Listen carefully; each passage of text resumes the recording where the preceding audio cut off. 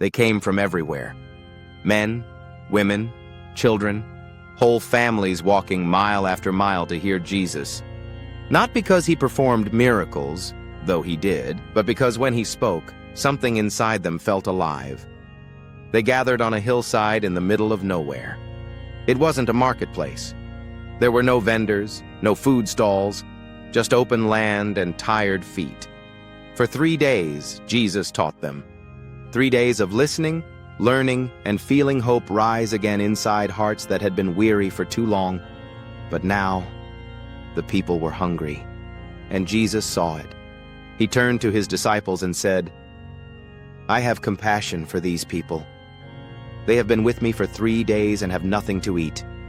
If I send them home hungry, they might collapse on the way." The disciples looked out over the massive crowd, 4,000 men, plus women and children. Their eyes widened.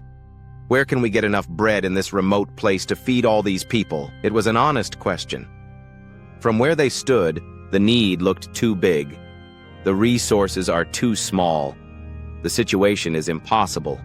Jesus asked them, "How many loaves do you have?" They checked, counted again. 7 loaves and a few small fish. Not baskets, not dozens, just 7 loaves. A tiny amount in the face of thousands. Still, Jesus said, "Bring them to me." The crowd sat down on the ground. Everyone watching, everyone waiting. Jesus took the bread, simple, ordinary bread, and gave thanks.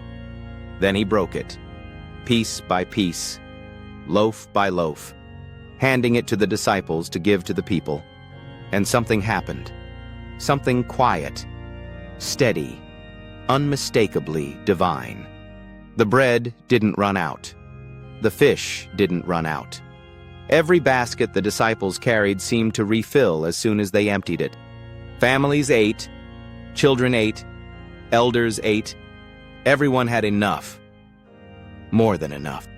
When it was all done, the disciples collected the leftovers, 7 large baskets full. More leftovers than what they started with. The crowd stood up satisfied, physically full, but also full of wonder. This wasn't just a meal. It was a message. A reminder that Jesus sees our needs long before we speak them. And when we bring him what little we have, even when it feels inadequate, he multiplies it in ways we never expect.